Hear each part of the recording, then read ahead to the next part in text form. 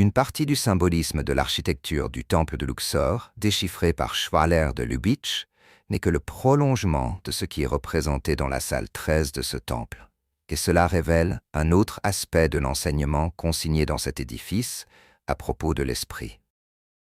Mais avant de m'attaquer à ce dernier aspect, je vais d'abord présenter et commenter les images pertinentes qui sont gravées sur les murs de cette salle et qui constituent le chaînon manquant à la symbolique identifiée par Schwaller de Lubitsch. La salle 13, salle de la théogamie, est la salle où se trouve représenté l'accouplement entre Amon-Rê et la reine Mutmuya, mère d'Amenhotep III.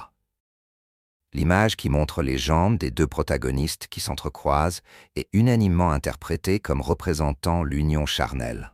On peut l'associer aussi au stade embryonnaire de la grossesse.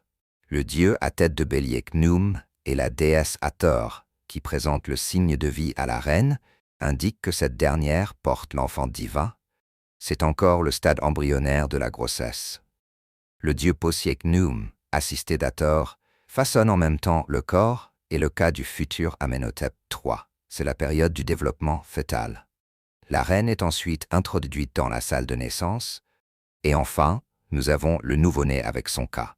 Là où le symbolisme de Schwaller de Lubitsch sur les différentes étapes de la construction de ce temple devient pertinent et qu'il constitue la suite de ce qui se passe dans la salle 13, avec la première étape de la construction de cet édifice qui correspond au nouveau-né, suivi de l'enfant de 2 ou 3 ans, puis 7 ou 8 ans, 12 ans et enfin 18 ans.